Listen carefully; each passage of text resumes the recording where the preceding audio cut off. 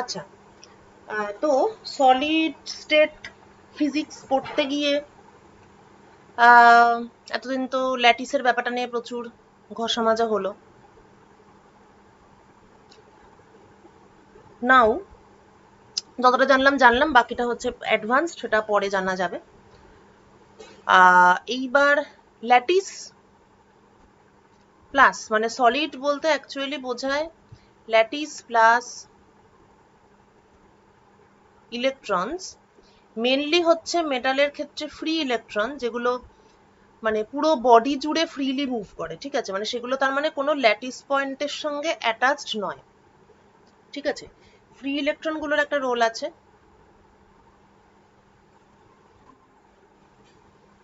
এরকম হচ্ছে যদি ল্যাটিস হয়, তাহলে একটা সেট অফ ইলেকট্রন সেগুলো হচ্ছে টোটালি ফ্রি, ওরা কোনো ল্যাটিস পয়েন্টের সঙ্গে অ্যাটাচড নয়, ওরা এমনি মুভ করে। ওকে। আচ্ছা, আরো একটা ব্যাপার হতে পারে কি, যেগুলো ল্যাটিস পয়েন্টের সঙ্গে অ্যাটাচড, মনে কর এই ল্যাটিস পয়েন্টের সঙ্গে একটা ইলেকট্রন অ্যাটাচড, আবার পাশের এটার সঙ্গে আরেকটা ইলেকট্রন অ্যাটাচড, এবার এর সঙ্গে এর ইন্টারাকশন, এইটাও কিন্তু ভীষণ মানে ভীষণই ইম্পর্টেন্ট। এবং এদের যে ইন্টারাকশন মানে নেইবারিং অ্যাটমগুলোর ইলেকট্রনগুলোর যে ইন্টারাকশন, সেইটাও প্রচন্ড ভাইটাল, মানে মেটেরিয়ালের প্রপার্টি ডিসাইড করার ক্ষেত্রে।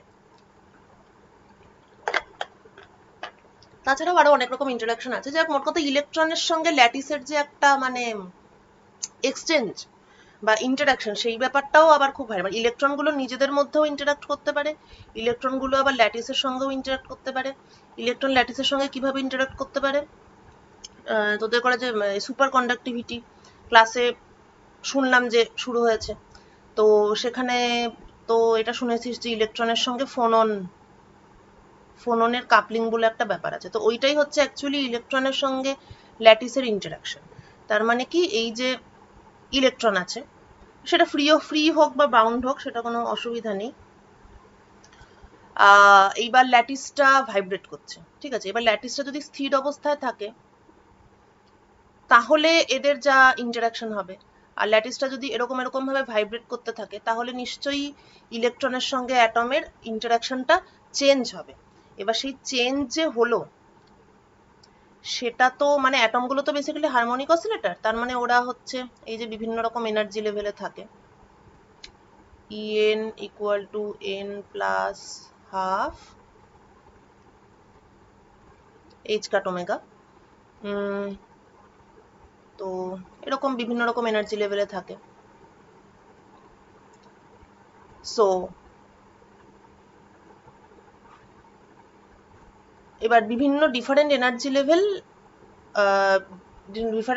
লেভেল বলতে বোঝায় হারমোনিক অসিলেটর, যখন আরেকটু পড়াবো বা এমনিতেও তোরা বুঝতে পারবি যে ক্লাসিক্যাল হারমোনিক অসিলেটরের ক্ষেত্রে টোটাল এনার্জিটা কি হয়, half M omega square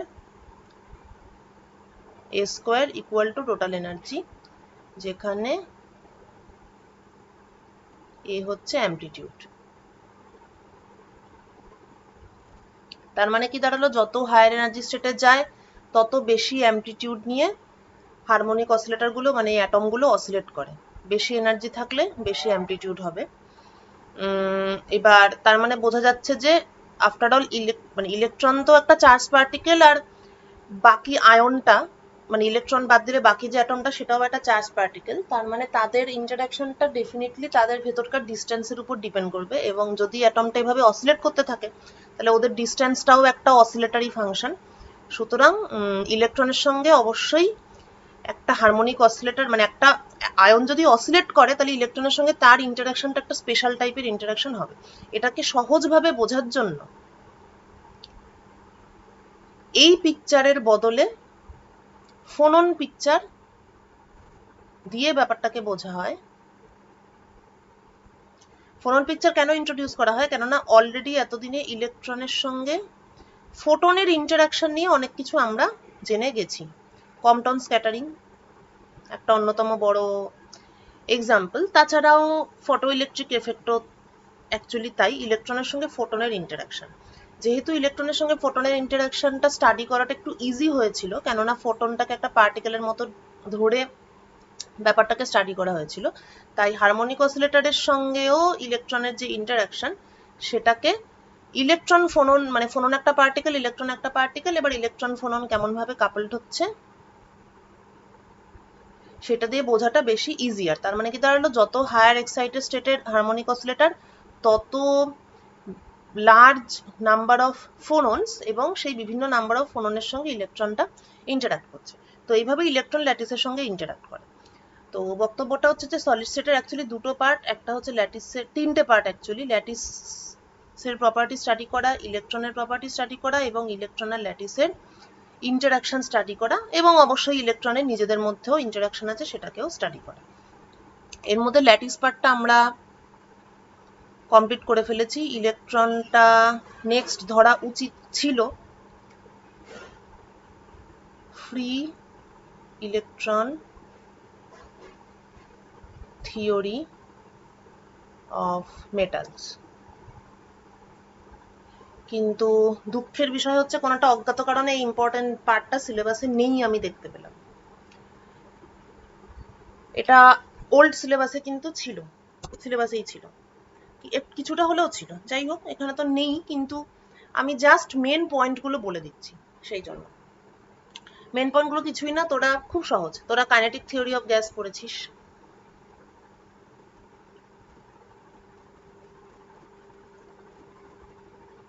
theory of gas, এবং সেখানে তোরা যে ক্যালকুলেশনগুলো করেছিস সেগুলো সবই হচ্ছে আইডিয়াল গ্যাস ধরে করেছিস। আচ্ছা, তো kinetic theory of ideal gas, সেখানে ব্যাপারটা কি যে গ্যাস মলিকুলগুলো ফ্রিলি ঘুরে বেড়ায়, আর কি করে ওদের মধ্যে কলিশন হয়, পয়েন্ট লাইক অ্যাটমস, এবং দে সাফার কলিশন। মেন গল্পটা এটা। এবার যখনই এই থিওরিটা যখনই বেরোলো আর কি, কাইনেটিক থিওরি অফ গ্যাস, তখন ড্রুড এবং লোরেন্স বলে দুজন সায়েন্টিস্ট এখান থেকে আইডিয়া পেয়ে মেটালের প্রপার্টি এক্সপ্লেন করার জন্য ওনারা কি করলেন, যেহেতু ততদিনে এটা বোঝা গেছে যে মেটালে প্রচুর ফ্রি ইলেকট্রন আছে যারা কারেন্ট ক্যারি করে, তাই ওনারা কি করলেন, পুরো kinetic theory of ideal gas সেটাকে মেটালে অ্যাপ্লাই করলেন। কি ধরে নিলেন যে মেটাল হচ্ছে basically gas of free electrons. তার মানে কি, ইলেকট্রনগুলো point like particle, freely move করে এবং একে অন্যের সঙ্গে কলাইড করে, এছাড়া ওদের মধ্যে আর কোনো ইন্টারাকশন নেই। ঠিক আছে, তো এই ব্যাপারটাকেই বলা হয় ফ্রি ইলেকট্রন থিওরি। এটা যদিও বিভিন্ন রকমের অ্যাজাম্পশন আছে, যাই হোক, তো ফ্রি ইলেকট্রন থিওরিতে এটাকে জাস্ট একটা ideal gas of free electrons হিসাবে মেটালগুলোকে ধরে নেওয়া হলো, এবং সেখানে ক্লাসিক্যাল স্ট্যাটিস্টিক্স ইউজ করা হলো, অর্থাৎ ম্যাক্সওয়েল বোলজম্যান স্ট্যাটিস্টিক্স। তোদের নিশ্চয়ই মনে আছে যে এই জিনিসটাই কাইনেটিক থিওরি অফ আইডিয়াল গ্যাসেও ইউজ করা হয়েছিল। তোরা সেখানে ম্যাক্সওয়েলের ভেলোসিটি ডিস্ট্রিবিউশন বলে একটা জিনিস পড়েছিলি, এবং এরকম দেখতে একটা কার্ভ, সেটাও পড়েছিলি, এবং সেই আরএমএস ভেলোসিটি, অ্যাভারেজ ভেলোসিটি, এই রেঞ্জের মধ্যে কতগুলো মলিকিউল থাকে, এই সব অনেক কিছু তোরা পড়েছিলি। তো সেটা ইলেকট্রনের ক্ষেত্রে অ্যাপ্লাই করা হলো। অ্যাপ্লাই করার ফলে দেখা গেল যে কিছু জিনিস এক্সপ্লেন করা গেল, তার মধ্যে খুব ইম্পর্টেন্ট হলো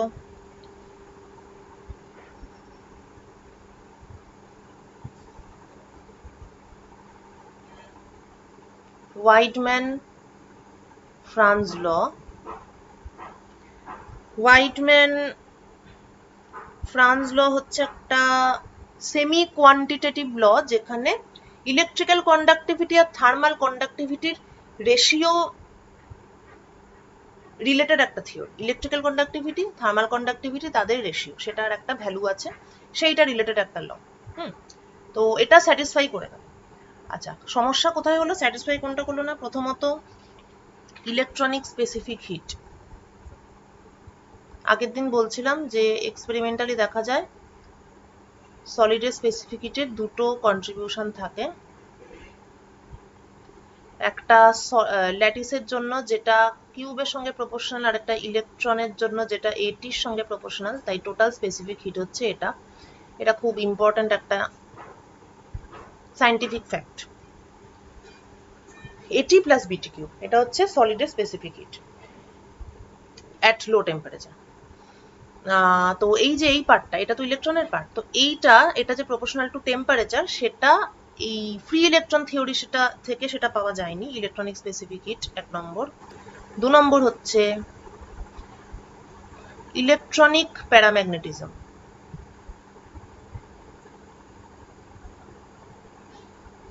বা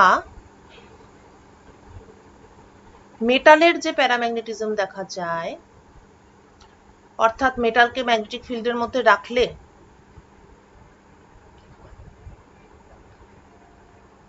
আমাকে কি কেউ ফোন করছিস তোরা?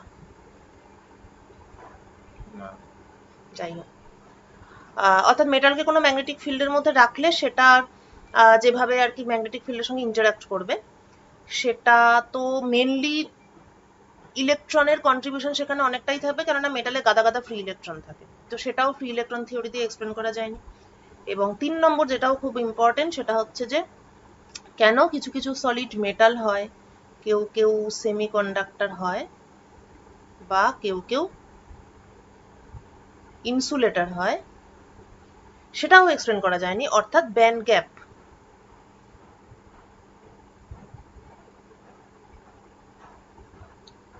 তার মানে বেসিক্যালি কিছুই এক্সপ্লেন করা যায়নি। ওয়াইডম্যান ট্রান্সলটা তো অন্যভাবেও এক্সপ্লেন হয়তো করা যেতে পারে, ওটা অতটাও ফান্ডামেন্টাল না, আফটার অল একটা রেশিও ছাড়া কিছুই না, কিন্তু এইগুলো হচ্ছে একদম ফিজিক্যাল ফেনোমেনা। তো specific heat, paramagnetism, band gap, তিনটেতেই ফ্রি ইলেকট্রন থিওরি ফেল। তাহলে যখন এটাকে মডিফাই করা হলো, তখন প্রথমেই হচ্ছে ওইটা পাল্টে দেওয়া হলো, ক্লাসিক্যাল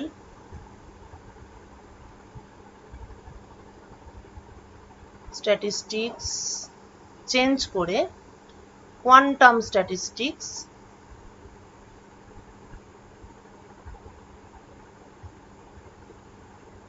কেননা সাব অ্যাটমিক পার্টিকেলগুলো কোনো অ্যাঙ্গেল থেকেই ম্যাক্সওয়েল বোলজম্যান স্ট্যাটিস্টিক্স ফলো করে না। এটাকে কোনো একটা ক্লাসে বলছিলাম যে স্পিন হাফ, মানে হাফ ইন্টিজাররা ফার্মি ডিরাক ফলো করে, আর ফুল ইন্টিজাররা হচ্ছে বোস আইনস্টাইন ফলো করে। তো এক্ষেত্রে ইলেকট্রন হাফ ইন্টিজার, সুতরাং ফার্মি ডিরাক। আচ্ছা, ফার্মি ডিরাক স্ট্যাটিস্টিক্স ফ্রি ইলেকট্রনের মধ্যে ঢুকিয়ে নেওয়ার ফলে অনেকটাই উপকার পাওয়া গেল। মোটামুটি ভাবে স্পেসিফিক হিটের একটা স্যাটিসফ্যাক্টরি এক্সপ্লেনেশন পাওয়া গেল, এবং প্যারাম্যাগনেটিজমেরও একটা স্যাটিসফ্যাক্টরি এক্সপ্লেনেশন পাওয়া গেল। কিন্তু এত কিছুর পরেও ব্যান্ড গ্যাপের ব্যাপারটা কিন্তু ঠিকঠাক বোঝা গেল না।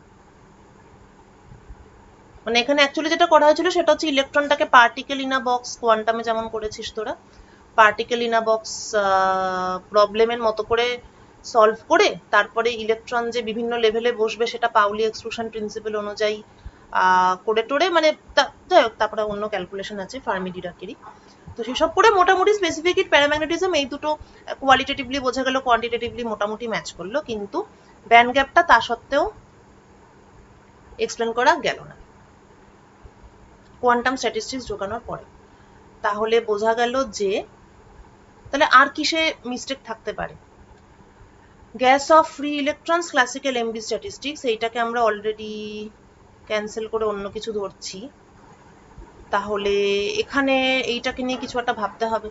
তার মানে ইলেকট্রনগুলো যে গ্যাস অফ ফ্রি ইলেকট্রনস বলতে অ্যাকচুয়ালি কি বোঝায়, যে অ্যাকচুয়ালি পার্টিকেল ইন আ বক্সই বোঝায়, মানে একটা ফিক্সড, মানে আইডিয়াল গ্যাসের ক্ষেত্রে যেমন ধরেছিলাম যে একটা কন্টেনারের মধ্যে গ্যাসের অ্যাটমগুলো মুক্ত ব্যক্তির মতো ঘোরাঘুরি করছে, তো এখানেও তো আমরা সেটাই ধরছিলাম। তাহলে নিশ্চয়ই এই যে পোটেনশিয়ালটা ধরা হচ্ছে পার্টিকেল ইন আ বক্স বা একটা কন্টেনার, ঠিক আছে, Vx, তাহলে নিশ্চয়ই এই Vx-টাকে ওরকম ঠিকঠাক ধরা হচ্ছে না। মানে একটা পার্টিকেল ইন আ বক্স প্রবলেমের মতো করে সলভ করলে তার মানে ব্যান্ড গ্যাপটা ঠিকঠাক পাওয়া যাবে না। পোটেনশিয়ালটাকে চেঞ্জ করতে হবে। পোটেনশিয়ালকে আমি যদি চেঞ্জ করতে যাই তাহলে ফার্স্ট যেটা আমার মাথায় আসা উচিত সেটা হলো ল্যাটিসে আমরা কি জানি যে একটা নির্দিষ্ট পিরিয়ডিসিটি থাকে অ্যাটমের।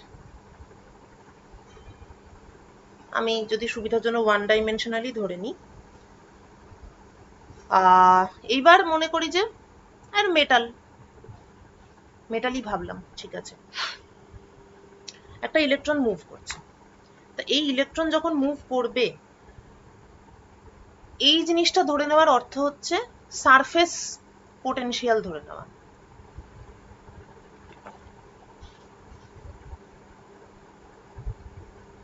এটা হচ্ছে মেটালের, ভুল বলছি, ধরা যাক এই অ্যাটমটা মেটালের সারফেসে আছে আর এই অ্যাটমটা মেটালের সারফেসে আছে, ঠিক আছে। এটা একটা সারফেস, এটা একটা সারফেস। এবার আমরা কি জানি যে সারফেসে একটা পোটেনশিয়াল ব্যারিয়ার থাকে। এর আগের দিন বলছিলাম যে ওয়ার্ক ফাংশন বলতে অ্যাকচুয়ালি যেটা বোঝায় যে সারফেসে ব্যাপারটা চেঞ্জ হয়, একটা এক্সট্রা পোটেনশিয়াল সবসময় থাকে, যার ফলে ভেতরে ইলেকট্রন যেমনই ঘোরাঘুরি করুক না কেন ওকে সারফেস থেকে বের করে আনতে সবসময় একটা এক্সট্রা এনার্জি দিতে হয়। তো এই মডেলটা ধরে নেওয়ার অর্থ হচ্ছে কি, এইটা ধরে নেওয়া যে এরকম একটা বাউন্ডারি আর তার মধ্যে পোটেনশিয়ালটা কনস্ট্যান্ট, যেটাকে আমি 0 ধরে particle in a box problem solve করি। কিন্তু সেটাকেই অ্যাকচুয়ালি মডিফাই করতে হবে, না হলে উপায় নেই, কেননা ব্যান্ড গ্যাপ এক্সপ্লেন করা যাচ্ছে না। ক্রনিক পেনি, দুজন লোক সম্ভবত বানানটা একটা ই আছে। ক্রনিক পেনি বললেন যে তাহলে শুধু সারফেস পোটেনশিয়াল ধরবো না, ওটা একটা ফার্স্ট অ্যাপ্রক্সিমেশন ছিল, তো ওই অ্যাপ্রক্সিমেশনে তার মানে কাজ হচ্ছে না, তাহলে আমাকে আরো কিছু ডিটেলস ঢোকাতে হবে। সেটা আর কিছুই নয়, এই আয়নগুলোর জন্য একটা এক্সট্রা পোটেনশিয়াল,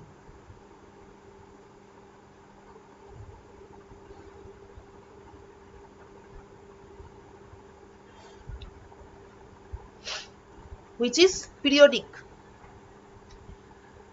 আচ্ছা, এবার একটা জিনিস একটু বলি, সেটা হচ্ছে যে এই যে সুন্দর করে আমি হঠাৎ করে উপরে তুলে দিলাম, এটা তো আর কি টেকনিক্যালি কারেক্ট হলো না, বিকজ এখানে আমি কনসিডার করছি ইলেকট্রনের সঙ্গে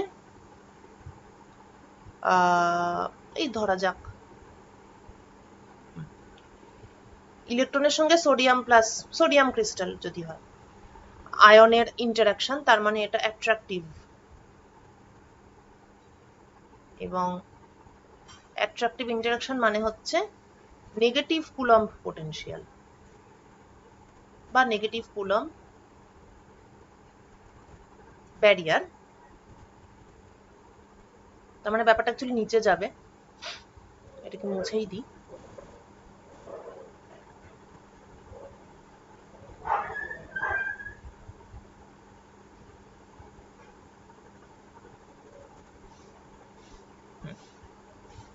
তো নিচে যদি যায় তাহলে অ্যাকচুয়ালি ব্যাপারটা যেরকম দেখতে হয় সেটা হচ্ছে অ্যাকচুয়ালি এই ধরনের একটা ব্যাপার দেখতে হয়,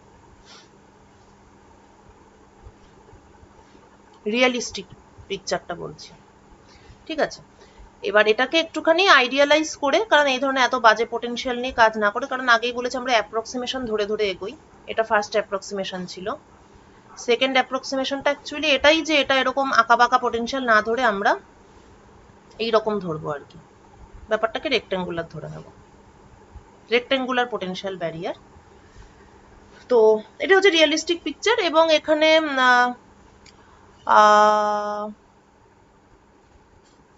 ওকে, তো এটা বলাই বাহুল্য যে এটা এরকম দেখানো আর এরকম দেখানোর মধ্যে খুব একটা পার্থক্য নেই, শুধু সাইনটা অপোজিট। তো বেসিক্যালি এটা ওই নেগেটিভটা ধরলে ধরাই যায়, কিন্তু ক্রনিক পেনের অরিজিনাল ক্যালকুলেশনে উনি আর কি ভিটাকে ভি ধরেছিলেন, মানে তারপরে এটার সাইনটাকে যে যার খুশি মতন মাইনাস বা প্লাস বসিয়ে নিতে পারে, ঠিক আছে। তো ক্রনিক পেনের অরিজিনাল ক্যালকুলেশনে মানে এটা হচ্ছে রিয়েলিস্টিক পিকচার, এটাকে অ্যাপ্রক্সিমেটলি রেক্টেঙ্গুলার ধরে নেওয়া হলো। এবার ক্রনিক পেনের অরিজিনাল ক্যালকুলেশনে উনি যদিও এটা পজিটিভ পোটেনশিয়াল ব্যারিয়ার হিসেবে ধরেছিলেন, কিন্তু তাতে সমস্যার কিছু নেই, কুলাম্বের ক্ষেত্রে সাইনটা উল্টে যাবে, আদারওয়াইজ আর কিছু চেঞ্জ হবে না। ঠিক আছে, তো এইটা হচ্ছে this is the periodic potential barrier considered by Kronig Penney. তাহলে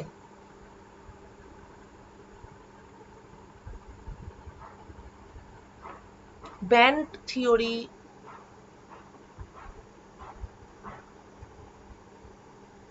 of solid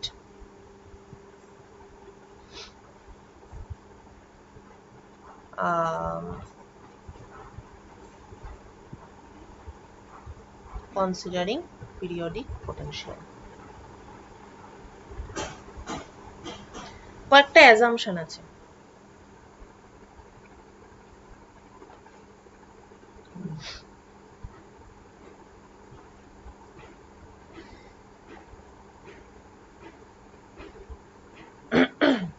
এই প্রত্যেকটা থিওরিতেই এত বেশি অ্যাজাম্পশন আছে, মানে রিয়েলিস্টিক পিকচারটা কিরম ভাবলেই কিরম একটা ভয় লাগে।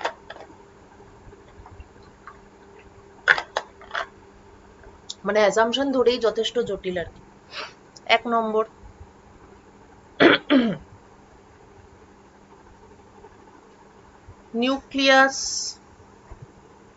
nuclei in the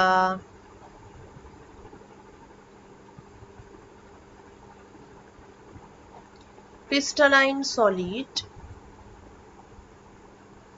are at rest।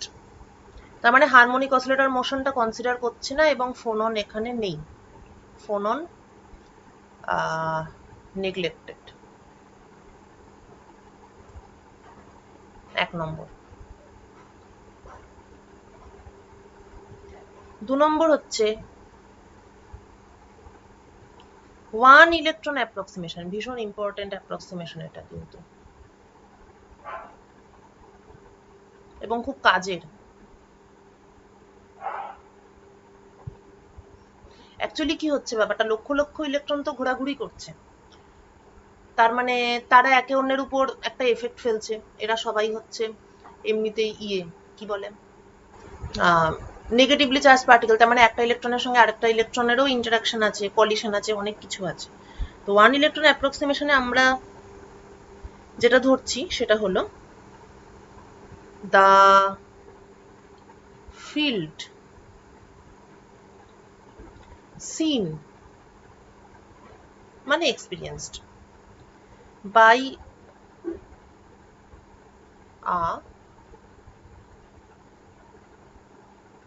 given electron is assumed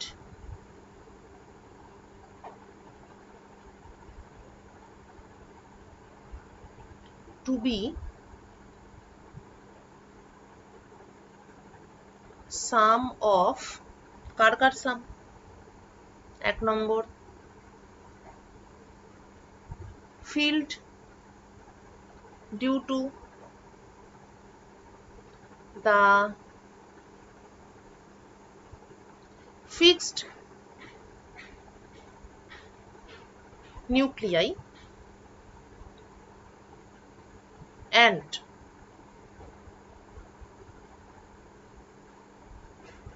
field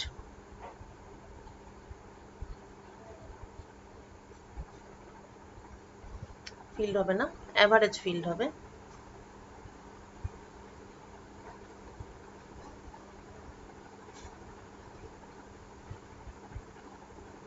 Average field due to the charge distribution of all other electrons।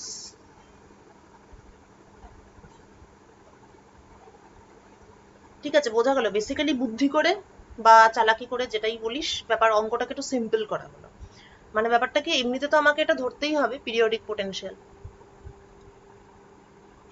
তার উপরে আমাকে যদি আবার বিভিন্ন ইলেকট্রনের নিজেদের মিউচুয়াল ইন্টারাকশন সবার সঙ্গে সবারটা ধরতে হয়, সে তো একটা খুব চাপের ব্যাপার হয়ে যাবে। তাই জন্য এরা কি বলছে, 1 ইলেকট্রন অ্যাপ্রক্সিমেশন, তার মানে প্রত্যেকটা ইলেকট্রন একটা সিঙ্গেল ইলেকট্রন, ও কি দেখছে, এই পিরিয়ডিক পোটেনশিয়াল দেখছে, মানে field due to the fixed nuclei.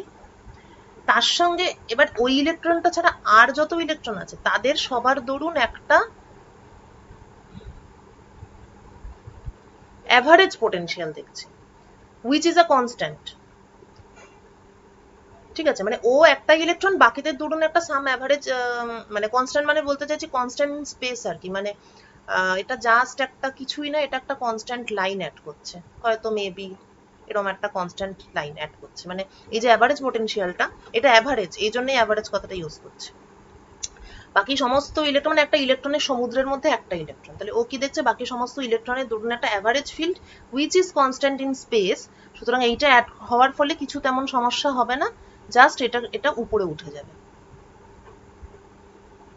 এই এই তাহলে এটা হচ্ছে আমার ফাইনাল পোটেনশিয়াল, অর্থাৎ কিছু আর মানে চাপ নেই আর কি, বাকি ইলেকট্রনগুলোর প্রেজেন্সের জন্য এক্সট্রা কোনো চাপ নেই, শুধু এই রেফারেন্সটা একটু চেঞ্জ হলো, এটা নিচে থেকে উপরে উঠলো, কিন্তু পোটেনশিয়ালের নেচারটা একই থাকলো আর কি। ঠিক আছে, এই দুটো অ্যাজাম্পশন আছে। এইবার আরেকটা ইম্পর্টেন্ট জিনিস, which is called Bloch theorem. Bloch থিওরেমের বক্তব্যটা কি, আমাকে তো এখন বেসিক্যালি শ্রোডিঞ্জারস ইকুয়েশন সলভ করতে হবে, আর আমি ধরি যে এই যে আর কি পিরিয়ডিক যে potential,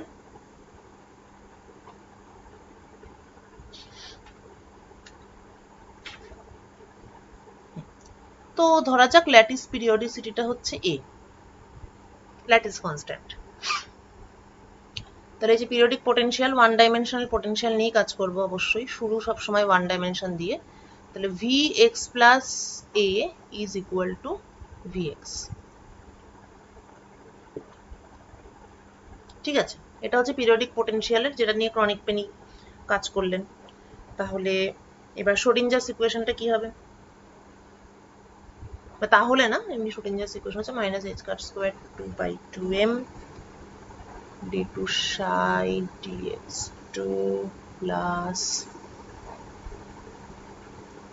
vx psi equal to e psi।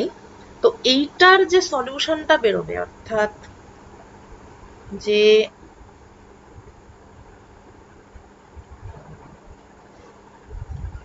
psi extra আমি মানে phi এক্সটা আমি পাবো, phi করে দিই, phi এক্সটা আমি পাবো। তো এবার ব্যাপারটা হচ্ছে এইখানে যে পোটেনশিয়াল আছে সেটার তো একটা স্পেশাল প্রপার্টি আছে, সেটা হচ্ছে vx plus a is equal to vx। ব্লকের থিওরেমটা হচ্ছে যে এর যে সলিউশনটা পাবো, সেই সলিউশনে একটা প্লেন ওয়েভ পার্ট থাকবে এবং একটা অ্যামপ্লিটিউড পার্ট থাকবে, সেই অ্যামপ্লিটিউডটা ল্যাটিসের পিরিয়ডিসিটিকে ফলো করবে, অর্থাৎ U X plus A must be equal to U X. এটা হচ্ছে ব্লকের থিওরেম। এটা একটা অ্যাডহক অ্যাজাম্পশন, কেন এটাই হবে, মানে অ্যাকচুয়ালি এটাকে ইউজ করে সলভ করা হবে। ঠিক আছে, তো এক্স্যাক্টলি কেন এটাই হবে সেটার কোনো মানে স্যাটিসফ্যাক্টরি অ্যান্সার নেই, কিন্তু যদি ফিজিক্যালি ভেবে দেখা যায় তাহলে এটা মানে যথেষ্টই আর কি লজিক্যাল। মানে যেহেতু পোটেনশিয়ালের একটা পিরিয়ডিসিটি আছে, তাহলে যে সলিউশনটা হবে তার একটা পিরিয়ডিসিটি তো থাকাই উচিত। মানে এটা আমরা অ্যাকচুয়ালি এইভাবেও ভেবে দেখতে পারি যে আমি যদি এখানে এক্স এর জায়গায় এক্স প্লাস এ পুট করি, ঠিক আছে, এক্স এর জায়গায় আমি যদি সমস্ত এক্স এর জায়গায় যদি আমি এক্স প্লাস এ পুট করি, তাহলে যেটা হচ্ছে সেটা হলো minus H cut by 2m d2 psi dx2, কারণ d of x plus a after all is equal to DX, সুতরাং এটা এরকমই থাকছে, প্লাস ভিএক্স হবে, কেননা ভিএক্স প্লাস এ আর ভিএক্সটা সেম, কিন্তু সাইগুলোতে অ্যাকচুয়ালি এরকম হচ্ছে ব্যাপারটা, psi X plus A, energy তো জাস্ট একটা নাম্বার, এক্স প্লাস এ। ঠিক আছে, কি করলাম বোঝা গেল? সমস্ত এক্স এর জায়গায় এক্স প্লাস এ পুট করলাম, তার ফলে সাইগুলো সব এক্স প্লাস এ হলো, আর ভিএক্স আর ভিএক্স প্লাস এ ইকুয়াল, তাই এটাকে সেম বসিয়ে দিলাম, তার ফলে এটা একটা ইকুয়েশন আর এটা হচ্ছে অ্যানাদার ইকুয়েশন। তো দুটো ইকুয়েশনে কিন্তু ভিএক্সটা একই রকম, কিন্তু সাইটা একটাতে এক্স আছে আর একটাতে এক্স প্লাস এ আছে। তো এটা কিছুই না, এটার মধ্যে কোনো গভীর তত্ত্ব নেই, কিন্তু আমি বলতে চাইছি এটা দেখলেও অ্যাকচুয়ালি এরকম একটা আইডিয়া মাথায় আসে যে ওয়েভ ফাংশনের মধ্যেও কিছু একটা পিরিয়ডিসিটি থাকা উচিত, যেহেতু পোটেনশিয়ালটা নিজেই পিরিয়ডিক। তা ওয়েভ ফাংশনের মধ্যে পিরিয়ডিসিটি কিভাবে ঢোকানো যেতে পারে? সব থেকে ইজিয়েস্ট আইডিয়াটা হচ্ছে যে অ্যামপ্লিটিউডটাকে পিরিয়ডিক করে দাও। ঠিক আছে, এটা একটা খুবই সিম্পল, মানে একদম ভীষণ ফার্স্ট অ্যাপ্রক্সিমেশন, মানে এটাতে রেজাল্ট নাও পেতে পারতাম, যেহেতু পেয়ে গেছি তাই এটাই রেখেছি। ঠিক আছে, একটা প্লেন ওয়েভ পার্ট রেখেছি, তার অ্যামপ্লিটিউডটাকে আমরা পিরিয়ডিক করেছি, কেননা after all probability is something which is related to the amplitude part. Potential periodic, তাহলে নিশ্চয়ই প্রবাবিলিটি পিরিয়ডিক, তাহলে অ্যামপ্লিটিউডটা পিরিয়ডিক, এই হচ্ছে কথা। না আমি জানি না ব্লক এটাই ভেবেছিলেন কিনা, কিন্তু আমরা এরকম ভাবে ভাবতে পারি। তো এটা যদি হয়, ব্লকস থিওরেম হচ্ছে জাস্ট এটা, যে অ্যামপ্লিটিউড ইজ পিরিয়ডিক বা amplitude follows lattice periodicity.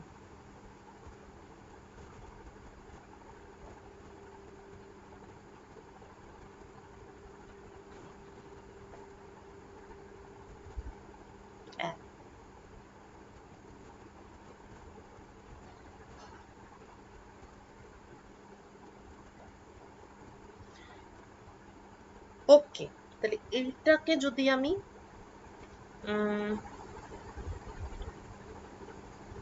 Wave ফাংশনে আর কি বসাই, সাই X plus A is equal to the power I k x plus a, u k x plus a।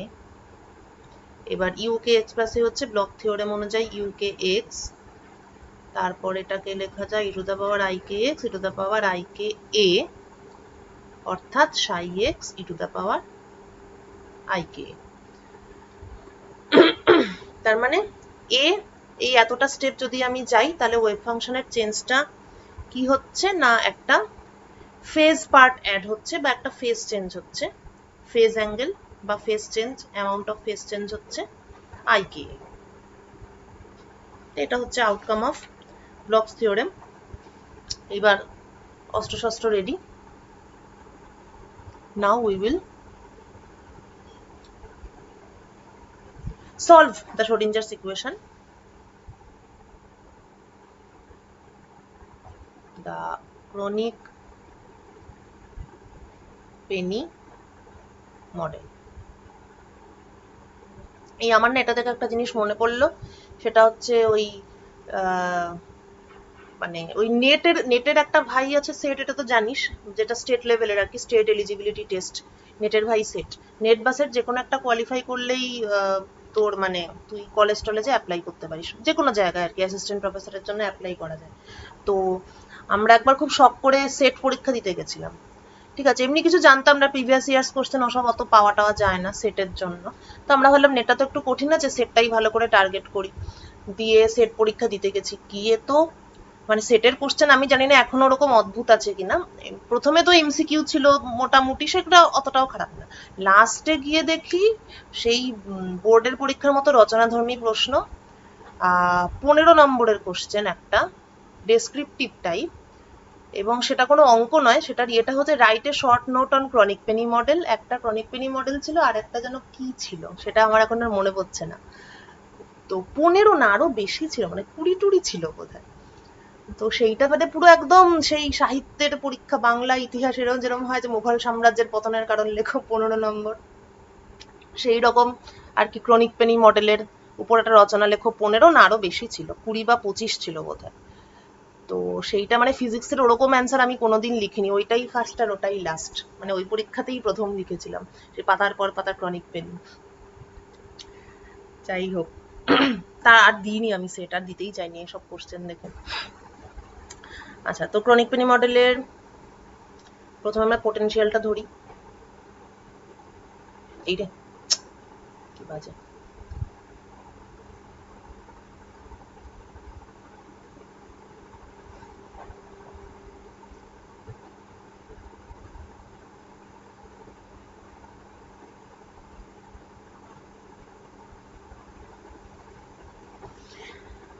আচ্ছা, এবার ভিএক্স, এই হাইট v0, ওকে, এটা 0, এটা a, আর এই উইথটাকে একটু আলাদা করে ধরতে হবে কারণ এই উইথটা আমাদের কাজে লাগবে। তো ধরা যাক উইথ হচ্ছে b, কোনটা কি সেটা মনে রাখতে হবে। এটা হচ্ছে উইথ অফ পোটেনশিয়াল ব্যারিয়ার। তাহলে এটা আমরা যেভাবে ধরেছি তাতে করে আমাদের পিরিয়ডিসিটিটা দাঁড়াচ্ছে a প্লাস বি।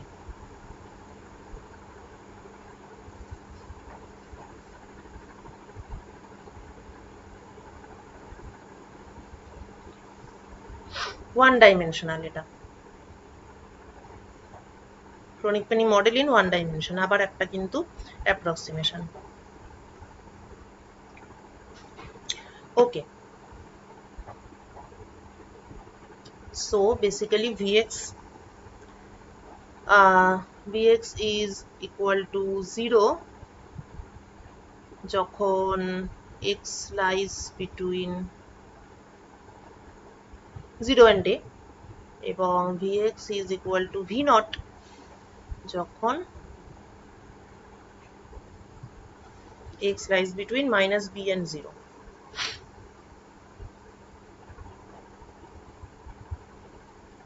তাহলে রিজিয়ন 1, রিজিয়ন 2,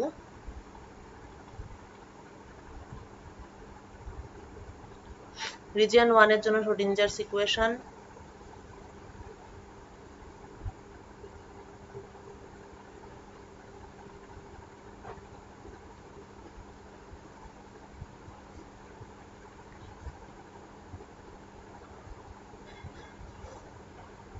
or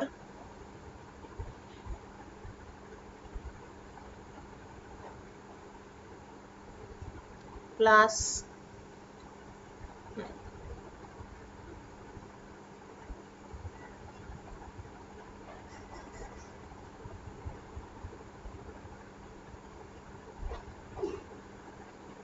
এটা, এটা হচ্ছে 0 থেকে a, region 2।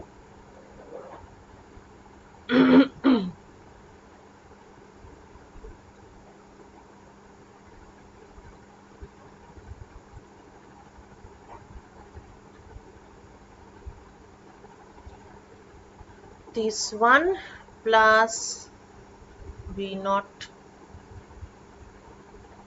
I equal to e psi, ঠিক আছে, or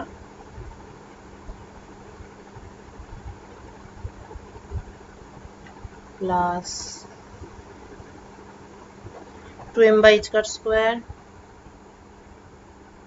e minus p0 equal to 0, এটা হচ্ছে মাইনাস b থেকে 0 পর্যন্ত।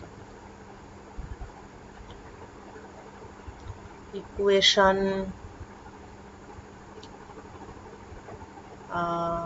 Equation 1, equation 2। এবার আমরা একটু ধরে নিই যে alpha square is equal to 2me by H cut square এবং beta square is equal two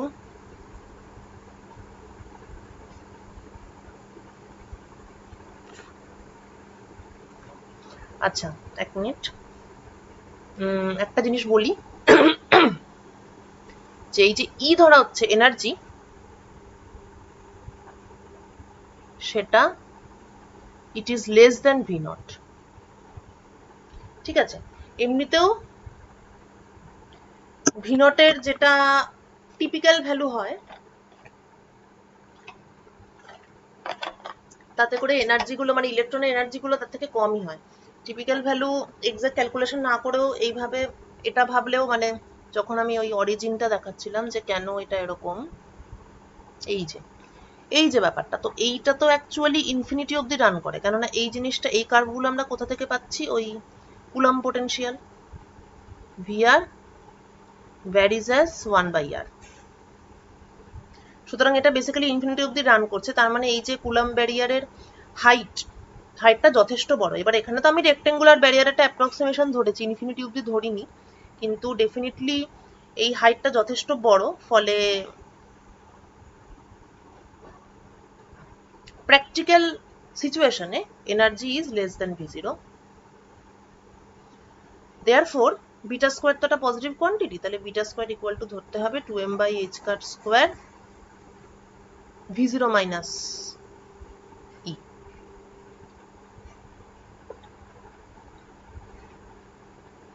clear? এবার আমরা কি করব, এবার আমরা ফাই এর জায়গায়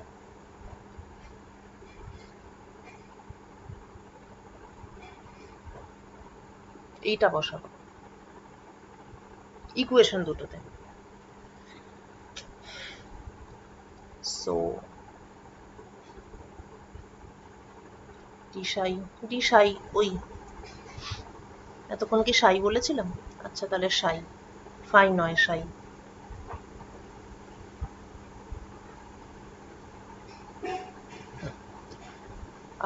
This is equal to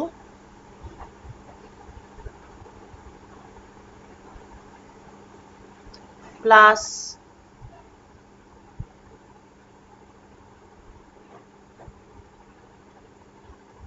this one এবং সেকেন্ড ডেরিভেটিভ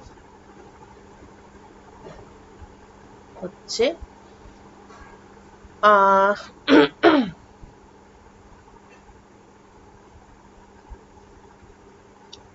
IK ইউজ করলে হয়, ঠিক আছে একবারই নিচ্ছি। আচ্ছা IK again IK e to the power IKX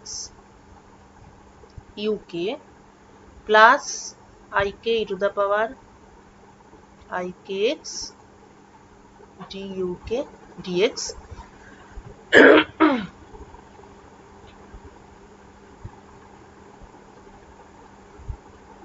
plus DUK DX IK e to the power IKX plus e to the power IKX D2 UK DX2। কে ইন্ডেক্সটা আপাতত লিখছি না, ওই আমরা এটা জানা থাকলেই হলো যে U is a function of, মানে ইউ ডিপেন্ডস অন কে।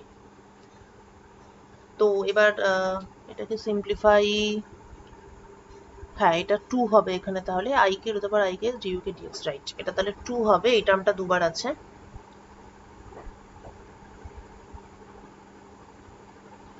এছাড়া আর সিম্পলিফিকেশনের তেমন কিছু নেই। ফাইন, এবার আমরা এই দুটো ইকুয়েশনে বসাবো, এটাতে এবং এটাতে। বসালে পরে পাওয়া যাবে D2U DX2 plus 2IK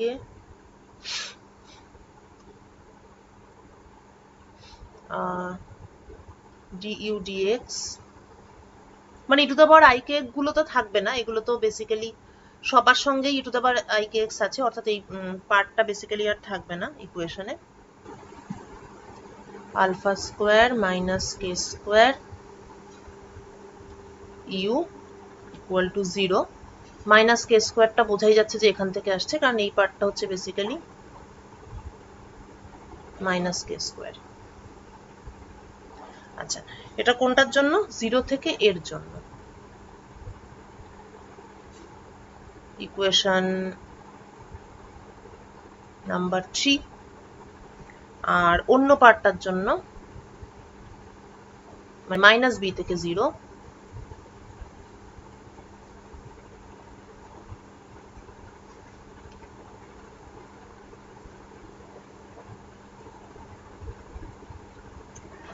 plus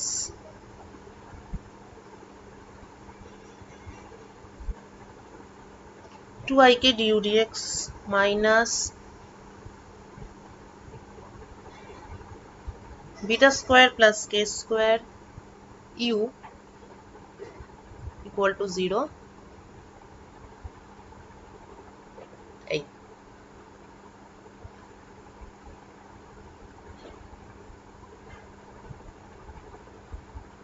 this is for minus b to 0। তার মানে এইটার সলিউশনটা ব্যারিয়ারের ভেতর। ঠিক আছে, ভেরি ইন্টারেস্টিং। এইটা সলিউশনটা ব্যারিয়ারের ভেতর আর এটা সলিউশনটা ব্যারিয়ারের বাইরের জন্য। আচ্ছা, এইবার এটার জেনারেল সলিউশন এটা এই পেজেই করতে হবে, আর নয়তো এটা কপি করি।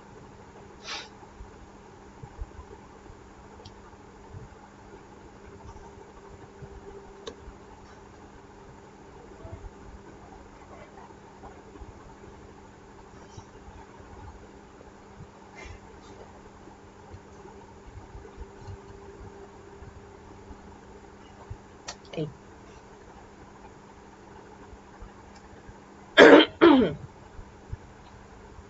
এবার জেনারেল সলিউশন বের করার যেটা স্ট্যান্ডার্ড নিয়ম সেটাই। তাহলে suppose u is e to the power i m x. এবার এখানে বসিয়ে দিই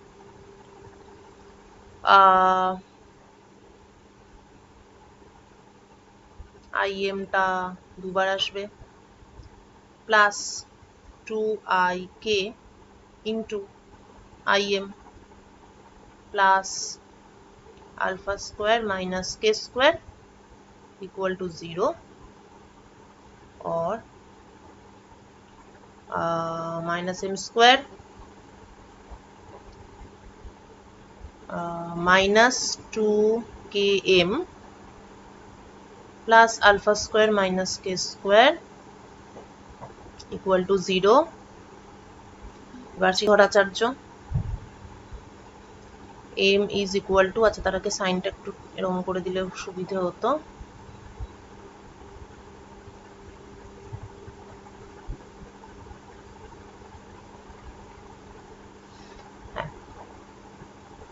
minus plus minus root over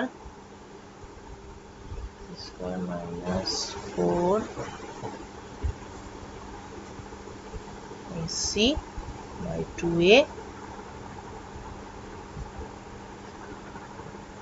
হ্যাঁ, প্লাস মাইনাস, আচ্ছা এটা কেটে গেল, তাহলে এটা 2 আলফা হবে ডিভাইডেড বাই 2, অর্থাৎ minus K plus minus alpha. তাহলে জেনারেল সলিউশন, সো ইউ এটা একটা জেনারেল সলিউশন, মানে একটা রিজিয়নের জন্য আর কি, এটাকে U1 বলছি। তো জেনারেল সলিউশনটা হবে some constant E to the power I alpha minus K X plus B E to the power minus I alpha plus K X. এটা হচ্ছে কোন রিজিয়নটা? 0 থেকে এ।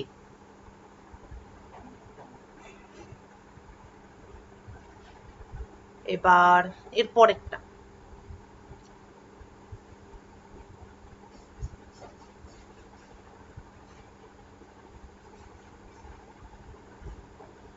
এরপর এটা স্ক্রিনে ক্যাপচার করতে পারছি না, কিন্তু আমি জাস্ট এটা লিখে দিচ্ছি। আচ্ছা ঠিক আছে, লিখেই দিই। অরিজিনাল ইকুয়েশন এটা।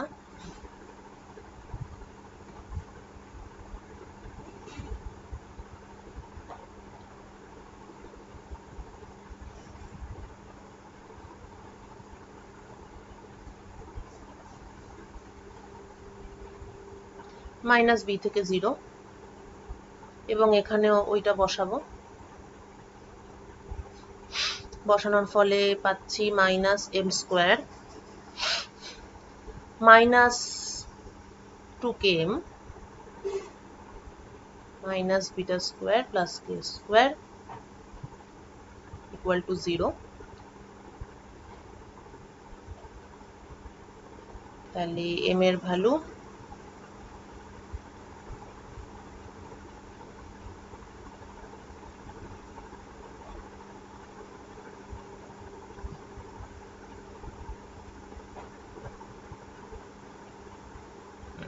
এইটা। সো আবার একই রকম ভাবে ওইটা এটা কাটাকুটি, ফাইনালি যেটা পাবো minus K plus minus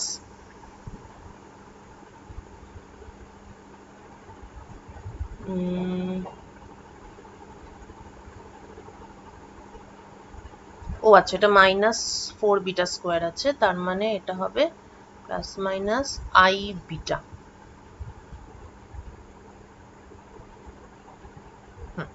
right. তাহলে এইটার ক্ষেত্রে কিন্তু সলিউশনটা হবে A E to the power I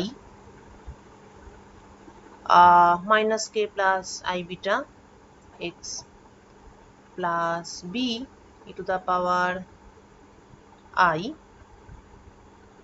minus K minus I beta X, অর্থাৎ এ ই টু দ্য পাওয়ার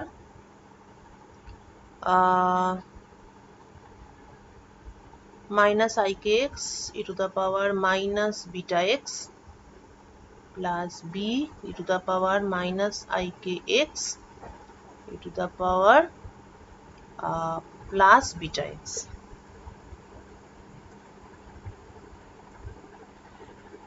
ওকে, ঠিকঠাক আছে আশা করি। Beta X minus beta X আর ওই পার্টটা সেম। ঠিক আছে। তাহলে এটা কি দাঁড়ালো, মানে ইকুয়েশন নাম্বারটা কি হলো? তাহলে u1 ও ইকুয়েশন নাম্বার দিইনি, দিতে হবে। 3 4 5 6।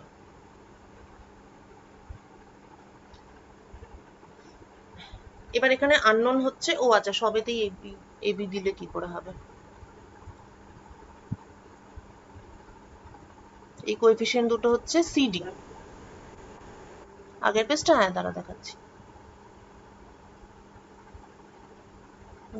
দাঁড়া একটু লিখে নি। সিডি, হ্যাঁ এটাতে বল, কিছু কোথাও জিজ্ঞেস করবি? আচ্ছা ঠিক আছে। তো এখানে আননোন কোএফিসিয়েন্ট এবি আর পরেরটাতে হচ্ছে সিডি। এবার আলফা বিটা তো নোন, মানে এখানে আননোন বলতে বেসিক্যালি এবিসিডি, এই চারটে আননোন কোএফিসিয়েন্ট আমাকে ডিটারমাইন করতে হবে, এবং সেটা হচ্ছে বাউন্ডারি কন্ডিশন থেকে আসবে। তো এখানে 4টে বাউন্ডারি কন্ডিশন আছে। কিরকম?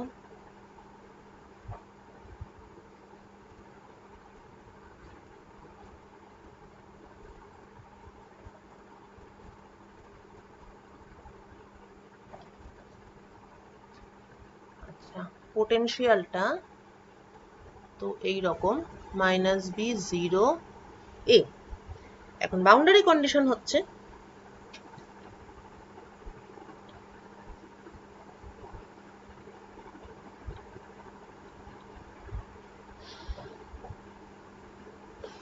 আচ্ছা u1টা কোথাকার সলিউশন? u1 হচ্ছে 0 to 8 সলিউশন। এই জায়গাটায় u1 এবং এই জায়গাটায় u2।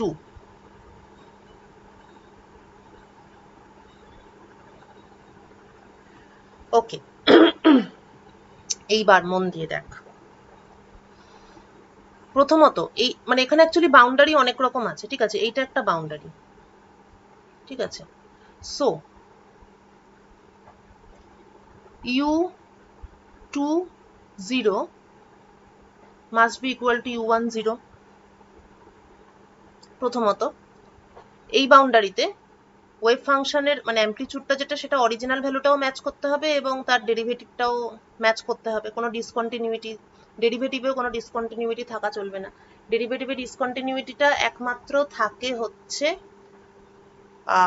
যেটা তোরা করিসনি, পরে করবি, পরে মানে সম্ভবত মাস্টার্সে, সেটা হচ্ছে ডেল্টা ফাংশন পোটেনশিয়ালে। ডেল্টা ফাংশন পোটেনশিয়াল হচ্ছে একমাত্র পোটেনশিয়াল মানে যেগুলো মোটামুটি মানে ন্যাচারালি পাওয়া যায় এই ধরনের বা ইউজুয়ালি যেগুলো ইউজ করতে হয়। ডেল্টা ফাংশন পোটেনশিয়ালে যেহেতু এই স্পেসিফিক একটা প্রপার্টি থাকে যে একটা পয়েন্টে ওটা ব্লো আপ করে, ঠিক আছে, পোটেনশিয়ালটাই ব্লো আপ করে, তার জন্য ওই পয়েন্টে ডিসাই ডিএক্স এটা ডিসকন্টিনিউয়াস হয়। পোটেনশিয়ালটা ওখানে এতটাই হাই হয় যে ডিসাই ডিএক্স ডিসকন্টিনিউয়াস হয়। অ্যাকচুয়ালি ডিসাই ডিএক্স ডিসকন্টিনিউয়াস হওয়ার অর্থ হলো মাইনাস এইচ কাট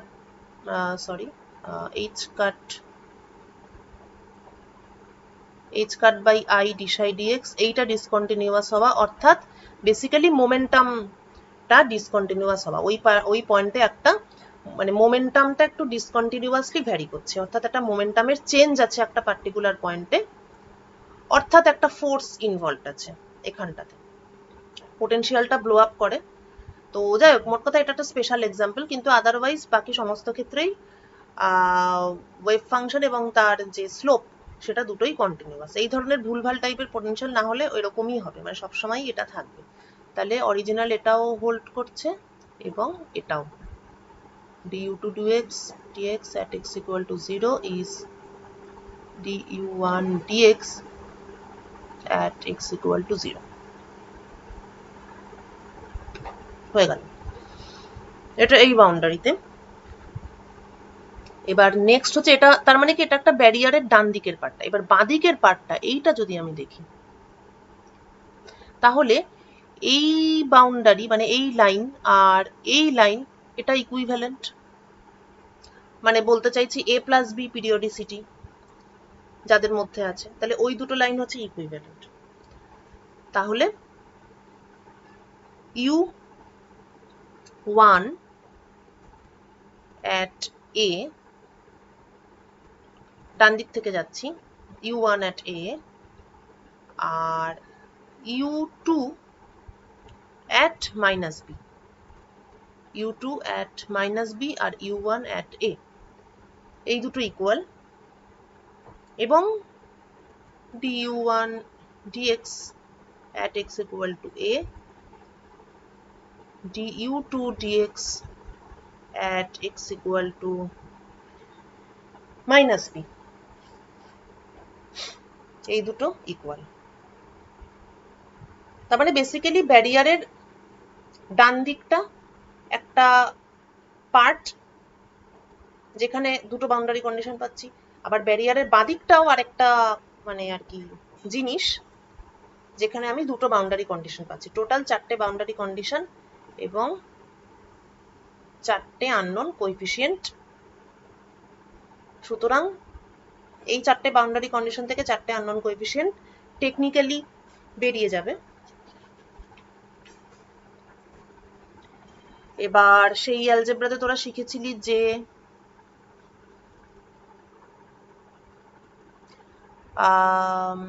মানে বলতে চাইছি যে এরকম যদি সেট অফ ইকুয়েশনস থাকে আর কি, ওটা কি মেথড বলে আমি ভুলে গেছি ওটা, যদিও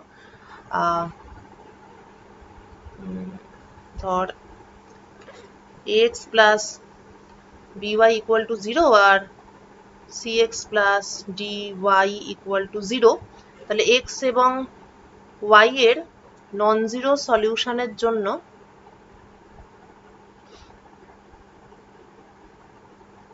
এইটাকে 0 হতে হয়, a b c d, এই ডিটারমিনেন্টটা 0 হতে হয়, ঠিক আছে। এটা কি একটা মেথড আছে, কি বলে অ্যালজেব্রাতে ভুলে গেছি।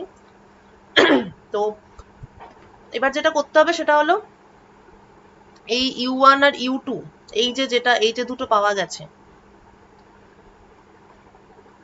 সেটার উপর বাউন্ডারি কন্ডিশন অ্যাপ্লাই করলে এরকম ধরনের 4টে ইকুয়েশন পাওয়া যাবে, এবং তার যে ডিটারমিনেন্ট সেটাকে 0 সেট করে সেটাকে ডিটারমিনেন্টটাকে পুরোটা লেখা, এই পুরো জিনিসটা মোটামুটি একটা 2-2.5 পাতার ক্যালকুলেশন যতটা আমার মনে পড়ছে। তো এটা পরীক্ষায় কোনো মতেই করতে হবে না, এবং এটা আমি ক্লাসেও করাবো না, কেননা আমাদের স্যারেরাও ক্লাসে করাননি, আমাদেরকে করতে বলেছিল। তাই এটা তোরা ধীরে সুস্থে সময় নিয়ে, এটার জন্য কোনো তাড়া নেই, যেহেতু তোদের এখন অনেক রকম প্রেশার আছে তাই বলছি, এটা কোনো তাড়া নেই, এটা জাস্ট নিজের স্যাটিসফ্যাকশনের জন্য এটা কোনো একটা সময় করবে। এটা জীবনে একবারই করতে হয়, হাইড্রোজেন অ্যাটমের ক্যালকুলেশনের মতো নিজের খুশির জন্য জীবনে একবার করতে হয়। কি করতে হবে বুঝতে পেরেছিস আশা করি। দুটো সলিউশন আছে, U1 U2, আর 4টে আননোন আছে, 4টে বাউন্ডারি কন্ডিশন আছে। তো U1 U2 থেকে 4টে বাউন্ডারি কন্ডিশন বসলে 4টে ইকুয়েশন পাবি। তারপর সেটার যে কোইফিশিয়েন্ট গুলো অর্থাৎ ABCD, মানে ভেরিয়েবল বাদ দিয়ে বাকি যে পোর্শনটা থাকবে সেগুলোই তোর কোইফিশিয়েন্ট। তো সেটার ডিটারমিনেন্টটা 0 সেট করে ডিটারমিনেন্টটাকে লিখতে হবে পুরোটা, অর্থাৎ একটা ইকুয়েশন পাওয়া যাবে। আমি এটাই বলতে চাইছি যে এই পুরো জিনিসটা থেকে এই যে ডিটারমিনেন্ট ইকুয়াল টু 0 সেট করবি, সেটাকে পুরোটা ভেঙে লিখবি, একটা ইকুয়েশন পাবি। ওটা একটা খুবই বড় একটা ক্যালকুলেশন হবে। ফাইনাল ইকুয়েশনটা কি হবে সেটা বলছি, কারণ সেখান থেকেই বাকি জিনিসটা স্টাডি করতে হবে।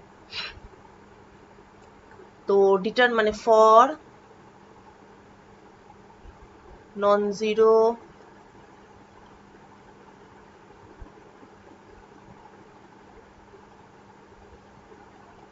Solution of ABCD। আচ্ছা, এখানে যদিও আমি এটা ভেরিয়েবলের ক্ষেত্রে বললাম, কিন্তু এখানে তো আমার আননোনটা ABCD, তাই এখানে ABCDটাই আমার ভেরিয়েবল না, যাই হোক ABCD হচ্ছে প্যারামিটার যেটার ভ্যালু আমি বের করতে চাইছি। তাহলে ABCDর সঙ্গের জিনিসগুলোর ডিটারমিনেন্টটাকে 0 সেট করতে হবে তোকে। For non zero solution of ABCD যে কন্ডিশনটা পাওয়া যাবে সেটা হচ্ছে এটা।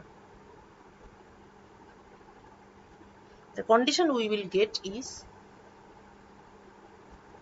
beta square minus alpha square by 2 alpha beta sine hyperbolic beta b sine alpha a plus cos hyperbolic beta b cos alpha a cos k a plus b। ABCD non zero solution বার করার জন্য ABCD এর সঙ্গে যে coefficient থাকবে সেগুলোর determinant 0 set করলে এইটা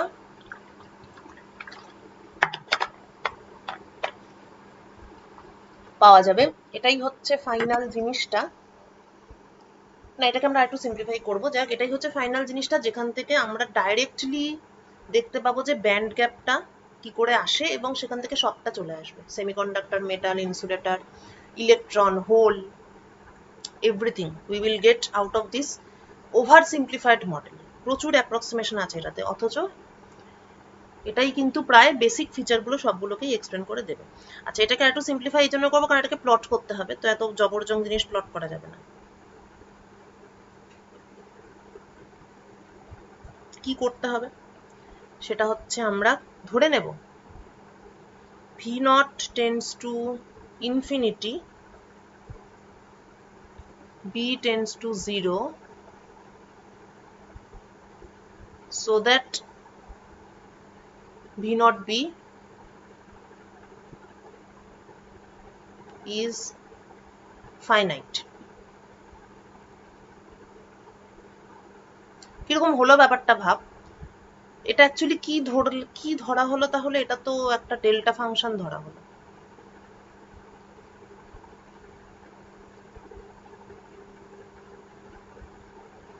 ঠিক আছে, এতক্ষণ অবধি যা করেছি সেখানে ডেল্টা ফাংশনের গল্প ছিল না, এবং সেখানে আমরা ওই ডেরিভেটিভ, কন্টিনিউয়াস ইত্যাদি অনেক কিছুই ধরেছি। এরপর সলিউশন পেয়ে গেলাম। এইবার আমরা ধরছি যে মানে এটা সহজে বোঝার জন্য আর কি, জিনিসটা কিরকম সেইটা বোঝার জন্য আমরা এবার ডেল্টা ফাংশনের লিমিট নিচ্ছি। ঠিক আছে, v naught tends to infinity, b tends to 0। এবার আমাকে জিজ্ঞেস করিস না যে আগের অ্যাপ্রক্সিমেশন অ্যাজাম্পশন গুলো সবগুলো এখানে হোল্ড করবে কিনা, আমার কাছে অ্যান্সার নেই। তাহলে ভি নট বিটা ফাইনাইট। এবার এটা যদি আমি ধরি তাহলে এটা একটু দেখতে বেটার হবে।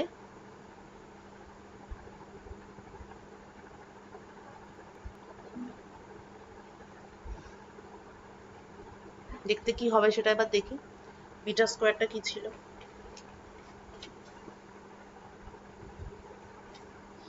বিটা স্কোয়ার ছিল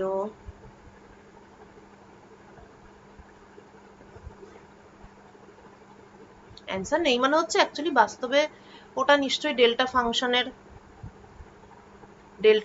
যে অ্যাকচুয়ালি ইনফিনিটি হয়, তো এই পোটেনশিয়ালটা হয়তো অ্যাকচুয়ালি ইনফিনিটি অব্দি যাচ্ছে না। এটা আফটার অল অনেক রকম ভাবে পোটেনশিয়াল তো মডিফাই হয়, কুলম ছাড়াও অন্যান্য ইন্টারাকশন থাকে, তো এটা অ্যাকচুয়ালি নিশ্চয়ই ইনফাইনাইট হচ্ছে না, তার জন্যই এই জিনিসটা হোল্ড করে যাচ্ছে। মানে এখানে এই যে জিনিসটা লেখা হয়েছে, এই যে জিনিসটা, এটা কিন্তু অ্যাকচুয়ালি ডেল্টা ফাংশনের ক্ষেত্রে হোল্ড করে না, ডেল্টা ফাংশন পোটেনশিয়াল ভ্যারিয়েবল। তো এই ক্ষেত্রে এইটা দিয়ে ওইটা দিয়ে সব জগাখিচুড়ি বানিয়ে হোল্ড, মানে জগাখিচুড়ি বানিয়ে রেজাল্টটা এক্সপ্লেন হচ্ছে, তার একটাই লজিক হতে পারে যে এটা আইডিয়ালি ডেল্টা ফাংশন নয় কিন্তু ডেল্টা ফাংশনের মতো আর কি, এটাই একটা হতে পারে এক্সপ্লেনেশন, পসিবল এক্সপ্লেনেশন। হ্যাঁ, তো এটা বিটা স্কোয়ার ছিল আর আলফা স্কোয়ার ছিল 2me by h cut square।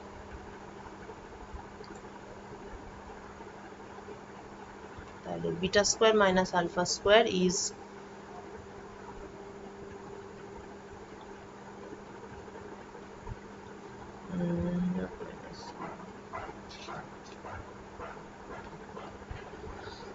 এক minute,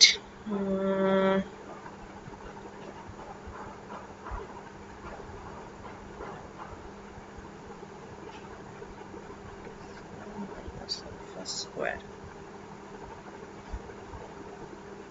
alpha square is h cut square এটা minus e। ও আচ্ছা, ঠিক আছে, 2m by h cut square, হ্যাঁ ঠিক আছে, v0 minus 2e minus alpha, হ্যাঁ v0 minus 2e, ওকে। আর 2 alpha beta 2m by h cut square এর হোল স্কোয়ার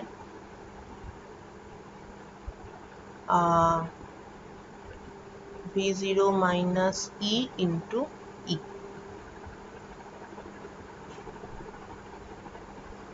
আর কিছু এখানে কিছু নেই, ঠিক আছে। এবার আমার অ্যাপ্রক্সিমেশন হচ্ছে v0 টেন্স টু ইনফিনিটি আর b টেন্স টু 0।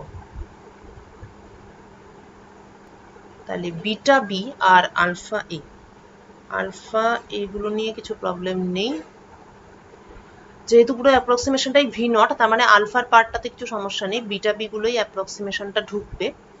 তো বিটা বি হচ্ছে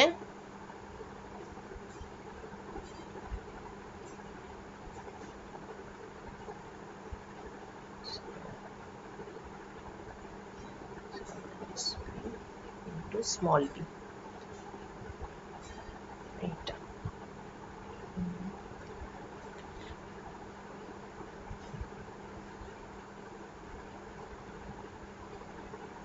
ওকে, আচ্ছা,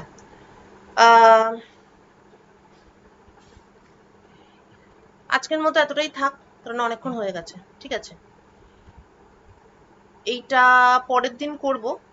আর তোরা একটু এ পর্যন্ত তো এসেই গেল, এইবার তোরা একটু এই লিমিটগুলো বসিয়ে এটার একটু ফার্দার সলিউশনটা করার চেষ্টা করিস, যে এই লিমিটগুলো এখানে পুট করলে ব্যাপারটা কিরকম হবে। মানে যেমন ধর, মানে কিছু তো দেখেই বোঝা যাচ্ছে, যেমন v0 হচ্ছে টেন্স টু ইনফিনিটি, তার মানে এইটা বোঝাই যাচ্ছে যে এখানে যেমন এই পার্টটা মনে কর থাকবে না, ঠিক আছে। বিটা স্কোয়ার মাইনাস আলফা স্কোয়ারটা যেমন বোঝাই যাচ্ছে যে অ্যাপ্রক্সিমেশন হলে এই পার্টটা just 2m v0 by h cut square হয়ে যাবে। এটা সহজটা বলে দিলাম আমি। এবার সেটাকে 2 আলফা বিটা দিয়ে ভাগ করতে হবে। ভাগ করে তুই কাকে কার তুলনায় কিভাবে ইগনোর করবি সেটা দেখ। যেমন এখানে যেমন v0e মাইনাস ই স্কোয়ার, বা সেটা না করলেও চলবে, v0 মাইনাস ই। তো v0 মাইনাস ই এটাও যেমন অ্যাপ্রক্সিমেশনে এটা অনলি v0 হবে। ঠিক আছে, তো সেটাকে এবার এখানে বসাতে হবে। তারপর সাইন হাইপারবোলিক বিটা বি, সেটা তোকে এখানে কি করতে হবে, সাইন এইচ এক্স। ঠিক আছে, এবার এক্স এর ভ্যালুটা কি হচ্ছে সেটা আবার তোকে দেখতে হবে, কেননা এখানে কিন্তু বিটা ইন্টু বি আছে, তার মানে 2m by H cut square, আর বিটাকে যদি ভিতরে ঢোকাই তাহলে v0 B square minus B square E হবে। আবার এটা বলে দেওয়া আছে যে v0 বি এই কোয়ান্টিটিটা ফাইনাইট, তার মানে v0 বি স্কোয়ার মানে হচ্ছে v0 B some finite quantity into B. Okay, তার থেকে আমি আবার বি স্কোয়ার ই কে মাইনাস করবো, তাহলে এটাকে অ্যাপ্রক্সিমেটলি কি লেখা যাবে, তাতে বিটা বিটা কি হবে, স্মল কোয়ান্টিটি হবে না লার্জ কোয়ান্টিটি হবে, সেই অনুযায়ী সাইন হাইপারবোলিক এক্স এর একটা অ্যাপ্রক্সিমেশন হবে। এই অ্যাপ্রক্সিমেশনটা এখানে বসালে কি পাচ্ছি সেটা তোরা একটু নিজেরা কর। ঠিক আছে, করে এটার অ্যাপ্রক্সিমেট মানে ইকুয়েশনটা অ্যাপ্রক্সিমেটলি কি দাঁড়াচ্ছে, বিটা বির অ্যাপ্রক্সিমেশন গুলো ঢোকানোর ফলে ব্যাপারটা কি হচ্ছে সেইটা তোরা একটু নিজেরা কর। পরের ক্লাসে আবার করব আমরা, যদি তোদের এসে যায় তাহলে আর করতে হবে না। কেমন? বুধবার, এটা নেক্সট ক্লাস আবার বুধবার হবে। ঠিক আছে, তাহলে পরের ক্লাসে এটা সিম্পলিফাইড ইকুয়েশন সেটাকে আমরা প্লট করব। ওকে।